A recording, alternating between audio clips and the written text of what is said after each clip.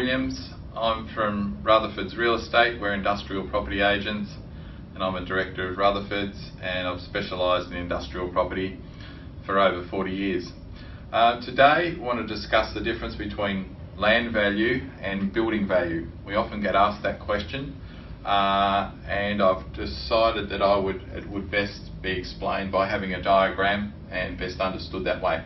If we look at this diagram, this is a typical scenario, and there are some assumptions in this, but often the land value might be 50% of the total cost and the building be 50% of the total cost. So if something's going to cost $1 million and you've paid $500,000 for the land and you build on it, it's $500,000, the total cost is $1 million. That's a typical scenario. It's not universal, it's not the case, there's some assumptions there, but basically that's a correct picture. As time goes on, land values increase and the value of the building devalues, and that's why we're allowed depreciation, because the buildings decrease in value over time. They get old, they get obsolete, and so in this equation, this total value hasn't changed at all, but the land value has come up to 75% of the total equation, and the building is depreciated by 25%. Now, as the years go by, take a 40-year-old building. This is the scenario.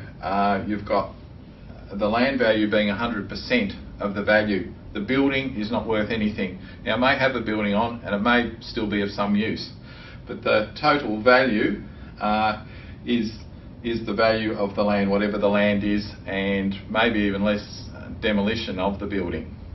And that's why city buildings sometimes get demolished, because the value of the land exceeds what's the value of the building and the usability of it that's sitting on the land.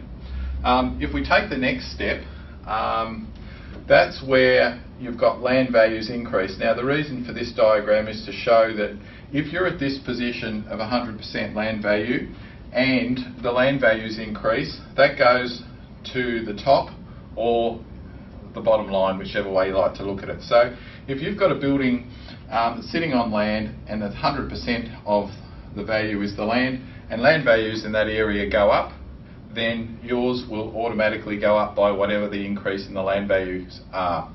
So it can be said that while investors like to buy ritzy-glitzy buildings, the underlying land value at the end of the day is what you're left with. So the bigger the land, the better the investment, as a broad comment.